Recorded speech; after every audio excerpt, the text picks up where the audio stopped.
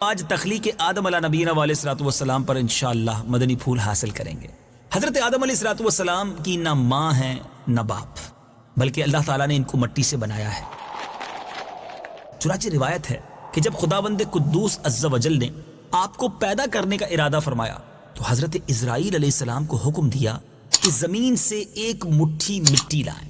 حکم خداوندی عز و جل کے مطابق حضرت اسرائیل علیہ السلام نے آسمان سے اتر کر زمین سے ایک مٹھی مٹی اٹھائی تو پوری روح زمین کی اوپری پرت جو ہے وہ چھلکے کی مانند اتر کر آپ کی مٹھی میں آ گئی، جس میں 60 رنگوں اور مختلف کیفیتوں والی مٹیاں تھیں، یعنی سفید و سیاہ، سرخ و زرد رنگوں والی، اور نرم و سخت، شیریں اور تلخ، نمکین و پھیکی، ان تمام کیفیتوں والی مٹیاں اس میں موجود تھیں۔ پھر اس مٹی کو مختلف پانیوں سے گوندنے کا حکم فرمایا، چنانچہ ایک مدت کے بعد یہ چپکنے والی بن گئی۔ پھر ایک مدت کے بعد یہ گوندی گئی تو کیچڑ کی طرح بودار گارا بن گئی۔ پھر یہ خشک ہو کر کھن کھناتی اور بجتی ہوئی مٹی بن گئی۔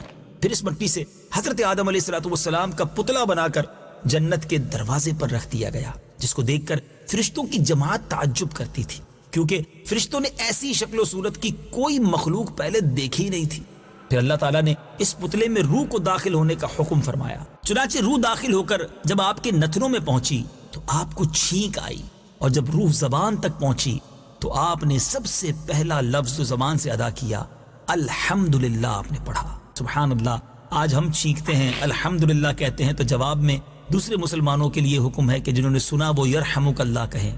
حضرت آدم علیہ نبینا علیہ الصلوۃ والسلام نے جب چھینک کے بعد الحمدللہ کہا تو رب نے ارشاد فرمایا یرحمک اللہ، یعنی اللہ تعالیٰ تم پر رحمت فرمائے۔ اے ابو محمد یعنی آدم، میں نے تجھ کو اپنی حمد کے لیے ہی بنایا ہے۔ پھر رفتہ رفتہ پورے بدن میں روح پہنچی اور آپ زندہ ہو کر اٹھ کھڑے ہوئے۔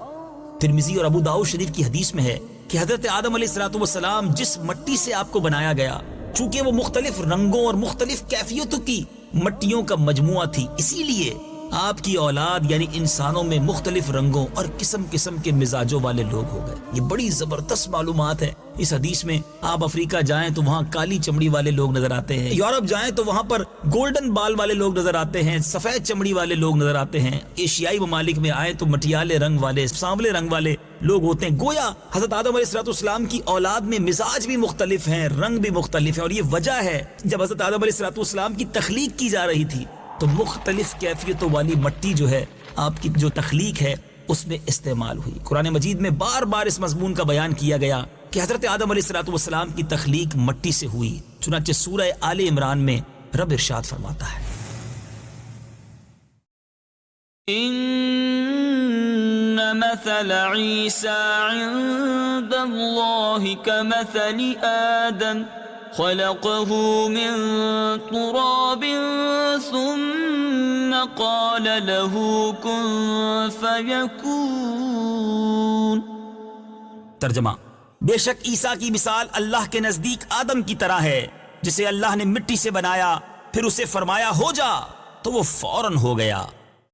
دوسری آیت میں اس طرح فرمایا انا خلقناهم من طین لازب۔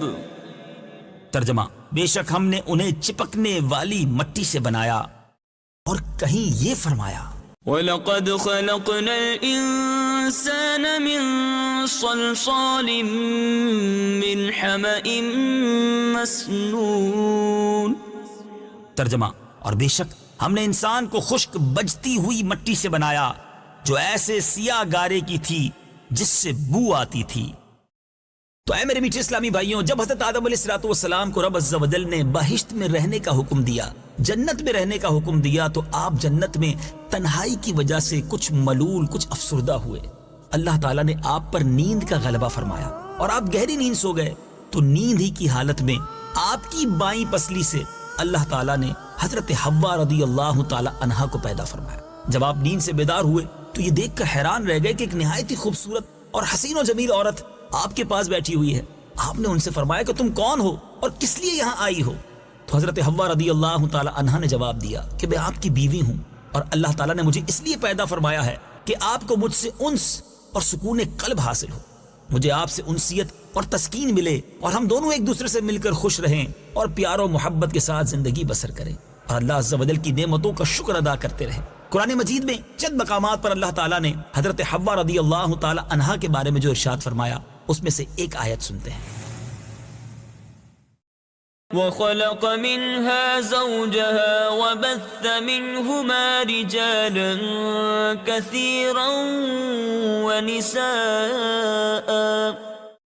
ترجمہ، اور اسی میں سے اس کا جوڑا پیدا کیا اور ان دونوں سے کثرت سے مرد و عورت پھیلا دیے۔ اے میرے میٹھے اسلامی بھائیوں، حضرت آدم و حوا علیہ السلام کی تخلیق کا واقعہ مضامین قرآن کے ان دلچسپ اور حیرت ناک واقعوں میں سے ہے جن کو پڑھتے ہیں تو رب عز و جل کی قدرت کا احساس ہوتا ہے، جس کے دامن میں بڑی بڑی عبرتوں اور نصیحتوں کے گوہر آبدار کے انبار پوشیدہ ہیں، جن میں سے چند مدنی پھول آپ کی طرف بڑھاتا ہوں۔ اللہ تعالیٰ نے حضرت آدم علیہ السلام کو مٹی سے بنایا اور حضرت حوا رضی اللہ تعالی عنہا کو حضرت آدم علیہ السلام کی پسلی سے پیدا فرمایا۔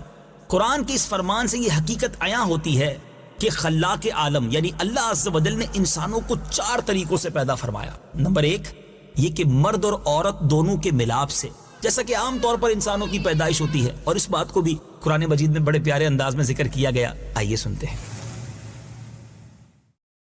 إنا خلقنا الإنسان من نطفة أمشاج۔ ترجمہ، بے شک ہم نے آدمی کو ملی ہوئی منی سے پیدا کیا۔ دوسرا یہ کہ تنہا مرد سے ایک انسان پیدا ہو، اور وہ حضرت حوا رضی اللہ تعالی عنہا ہیں کہ اللہ تعالیٰ نے ان کو حضرت آدم علیہ السلام کی بائیں پسلی سے پیدا فرمایا۔ سوم یعنی تیسرا یہ تنہا ایک عورت سے کہ ایک انسان پیدا ہو، اور وہ حضرت عیسیٰ علیہ السلام ہیں جو پاک دامن کنواری بی بی مریم رضی اللہ تعالی عنہا کے شکم سے بغیر باپ کے پیدا ہوئے۔ اور چوتھا یہ کہ بغیر مرد و عورت سے بھی ایک انسان کو اللہ عز و جل نے پیدا فرمایا۔ اور وہ کون ہیں؟ ہے نا سوال؟ وہ خود حضرت آدم علیہ السلام ہیں جن کو اللہ تعالیٰ نے مٹی سے بنایا۔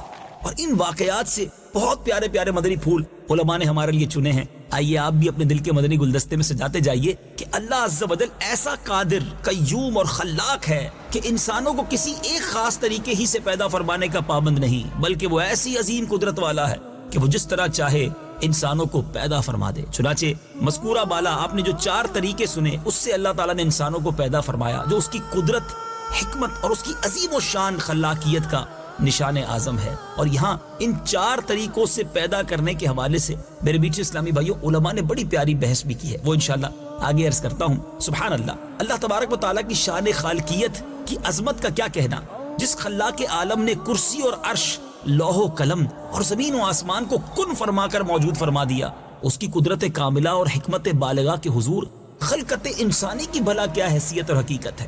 لیکن اس میں بھی کوئی شک نہیں کہ تخلیق انسان کی کریٹیوٹی جو ہے، انسان کی جو کریشن ہے، اس قادر مطلق کا وہ تخلیقی شاہکار ہے کہ کائنات عالم میں اس کی کوئی مثال نہیں، کیونکہ وجود انسان عالم خلق کی تمام مخلوقات کے نمونوں کا ایک جامع مرکب ہے۔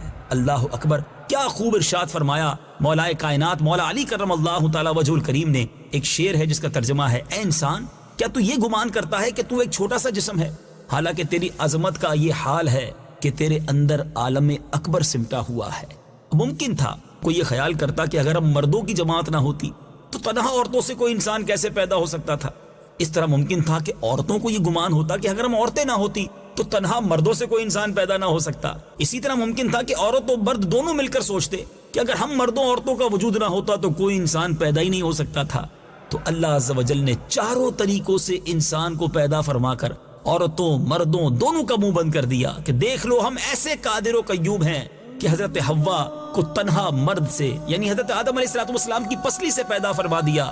لہٰذا اے عورتوں تم یہ گمان مت رکھو کہ اگر عورتیں نہ ہوتی تو کوئی انسان پیدا نہ ہوتا۔ اسی طرح حضرت عیسیٰ علیہ السلام کو تنہا عورت کے شکم سے بغیر مرد کے پیدا فرما کر مردوں کو تنبیہ فرما دی کہ اے مردوں تم یہ ناز نہ کرو کہ اگر تم نہ ہوتے تو انسانوں کی پیدائش نہیں ہو سکتی تھی۔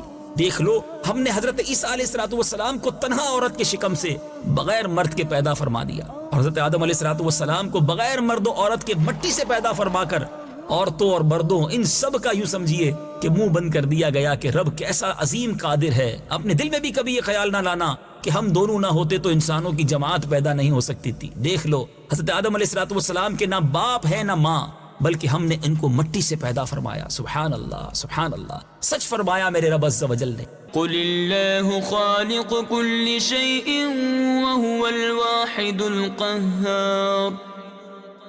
ترجمہ، تم فرماؤ اللہ ہر شے کا خالق ہے اور وہ اکیلا سب پر غالب ہے۔ وہ جس کو چاہے اور جیسے چاہے اور جب چاہے پیدا فرما دیتا ہے۔ اس کے افعال اور اس کی قدرت کسی اسباب و علل اور کسی خاص طریقوں کی بندشوں کی محتاج نہیں ہے۔ وہ فعال لما یرید ہے، یعنی وہ جو چاہتا ہے کرتا ہے، یعنی جس چیز اور جس کام کا وہ ارادہ فرماتا ہے اس کو کر ڈالتا ہے۔ نہ کوئی اس کی مشیت میں دخل انداز ہو سکتا ہے، نہ کسی کو اس کے کام میں چون و چراں کی مجال ہو سکتی ہے۔ اللہ اللہ اللہ کریم کی قدرت کا کیسا عظیم شاہکار ہیں حضرت آدم علیہ السلام اور ان کی تخلیق، اور قرآن میں یہ باتیں جا بجا موجود ہیں۔ اللہ مجھے اور آپ کو خوب قرآن کی تلاوت کا جذبہ نصیب فرمائے۔ قرآن پڑھتے جائیں تو رب کی عظمت، رب کی شان مزید دل میں گھر کرتی جاتی ہے۔ ہم رب کریم سے دعا کرتے ہیں کہ اللہ تعالی ہمیں اپنی سچی محبت سے بہرہ مند فرمائے، آمین، بجاہ النبی الامین صلی اللہ تعالی علیہ وسلم۔